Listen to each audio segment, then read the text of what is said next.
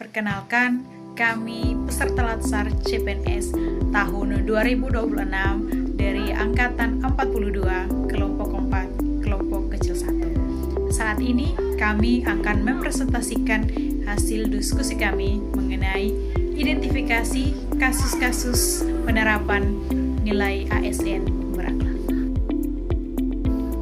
Sebelum masuk pada pembahasan materi mengenai kasus penerapan nilai berakhlak, saya akan memperkenalkan anggota kelompok. Yang pertama ada Cakra Akbar Baktiar, yang kedua ada Jamie Ariston Enamau, yang ketiga ada Malvin Alejandro Enamau, yang keempat ada Marcelino Dinolidi, dan yang kelima saya sendiri, Reni Oktaviana Kulesi. Yang pertama yaitu verifikasi pelayanan, di mana antrian pelayanan administrasi seperti SIM, paspor, KTP yang menurut sejak subuh, serta petugas frontliner yang kedus dan tidak informatif saat warga menanyakan kekurangan berkas. Yang kedua kita masuk ke latar belakang, di mana pelayanan publik yang prima merupakan hak konstitusional setiap warga negara dan kewajiban mutlak bagi aparatur sipil negara. Namun dalam realitasnya, potret pelayanan administrasi dasar seperti pengurusan SIM, paspor maupun KTP di berbagai daerah masih sering diwarnai oleh antrian panjang yang mengular sejak subuh. Fenomena ini menciptakan persepsi negatif di masyarakat bahwa birokrasi pemerintah masih lambat, tidak efisien, dan menyulitkan. Kondisi ini semakin diperparah oleh aspek sumber daya manusia di garda terdepan. Komunikasi yang terbangun antara petugas dan masyarakat seringkali tidak harmonis. Penyebab masalah yang pertama, sistem antrian konvensional. Masih digunakannya metode first come, first served atau siapa cepat dia dapat tanpa pembatasan waktu. Hal ini memicu kepanikan warga sehingga mereka merasa harus datang sejak subuh demi mendapatkan nomor awal. Yang kedua, asimetri informasi. Informasi mengenai syarat dokumen yang terbaru tidak disosialisasikan secara jelas dan mudah dipahami melalui media sosial atau papan pengumuman. Warga baru mengetahui berkasnya salah satu kurang setelah mengantri berjam-jam. Yang berikut, lemahnya pengawasan dan evaluasi. Tidak adanya sistem penilaian kinerja instan yang dipantau langsung oleh atasan membuat petugas bisa tidak dapat dan tidak ada konsekuensi jika mereka bersikap tidak ramah. Alternatif solusi. Yang pertama, penerapan antrian online berbasis kuota jam. Mengganti sistem konvensional dengan aplikasi pendaftar yang mewajibkan warga memilih hari dan blok jam kedatangan, misalnya jam 9 sampai jam 10. Warga yang datang di 2 jam tersebut tidak dilayani sehingga menghapus budaya mengantri sejak subuh. Yang berikut, penyediaan petugas floor manager atau screening awal. Menempatkan petugas khusus untuk memeriksa kelengkapan berkas warga di ruang tunggu sebelum mereka mengambil nomor antrian loket. Jika berkas belum lengkap, warga bisa langsung mengetahuinya tanpa perlu membuang waktu mengantri di loket.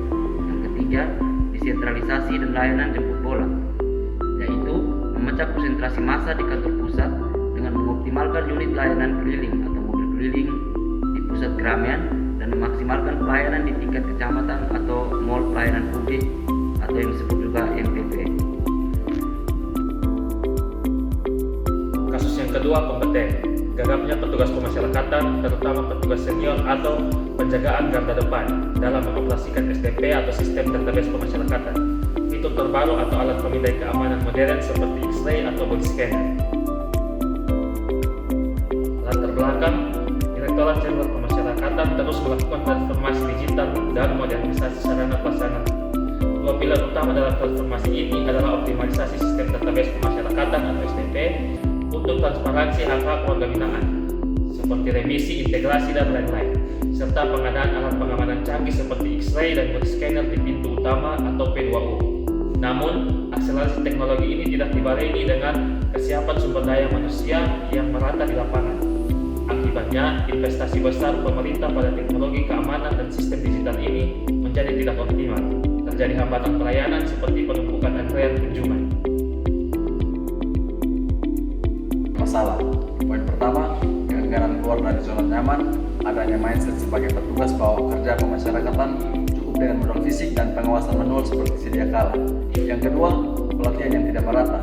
Diklat teknologi informasi atau pengoperasian alat canggih seringkali hanya menyasar pejabat struktural atau staf administrasi tertentu.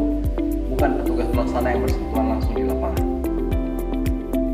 Alternatif solusinya adalah yang pertama, metode per mentoring atau tutor sebaya, memasangkan petugas muda yang fasih teknologi dengan petugas senior dalam satu regu pengamanan untuk melakukan pendampingan langsung atau on the job training saat bertugas. Yang kedua, sertifikasi kompetensi wajib, menentukan kelulusan pelatihan pengoperasian SDP dan alat keamanan sebagai syarat wajib bagi petugas untuk bisa diusulkan kenaikan pangkat ataupun penempatan di pos-pos strategis. Nah, di kasus yang ketiga yang kami angkat yakni kasus yang berkaitan dengan nilai berakhlak loyal. Nah, kasus yang kami angkat adalah adanya oknum petugas pemasyarakatan yang menjadi khianat dalam selut atau terlibat dalam jaringan peredaran narkoba di dalam lapas, bisa menjadi kurir atau dia bisa meminjamkan rekening banknya untuk proses transaksi WBP, atau dia bisa membocorkan jadwal sidak internal atau penggeledahan kepada WBP Bandar. Nah, keterlibatan petugas jaga atau petugas lapas dalam jaringan narkoba merupakan pelanggaran berat terhadap nilai loyal dan akuntabel. Hal ini dipicu oleh lemahnya kontrol internal, masalah overcrowding, serta besarnya iming-iming yang dijanjikan oleh WBP Bandar yang meruntuhkan integritas moral pegawai. Dan pengkhianatan ini tidak hanya melumpuhkan efektivitas pengamanan dan merusak reputasi institusi, tapi juga mengorbankan keamanan negara demi keuntungan materi pribadi. Penyebab masalah yang pertama, goyahnya integritas akibat iming-iming finansial, yaitu tekanan ekonomi atau gaya hidup yang tidak seimbang dengan pendapatan, membuat oknum silau oleh putaran uang bandar narkoba yang sangat besar dalam lapas. Yang kedua, lemahnya rasa kepemilikan atau sense of belonging, atau kurangnya penanaman nilai-nilai kehormatan, korus, atau loyalitas pada institusi. Sejak awal masa kerja hingga pegawai menganggap pekerjaan hanya sekedar mencari uang tanpa beban moral. Yang ketiga, lemahnya sistem kontrol internal yang ketat atau tidak adanya pengawasan melekat yang ketat terhadap gerak-gerik petugas saat berada dalam ruang hunian. Alternatif solusi yang pertama, penerapan kebijakan zero tolerance dan hukum maksimal, memastikan oknum yang terlibat narkoba tidak hanya dipecat secara tidak hormat, tetapi dipindahkan ke lapas dengan tingkat pengamanan super ketat, super maksimum security seperti di Nusa Kambangan, untuk memberikan efek jerah yang mutlak.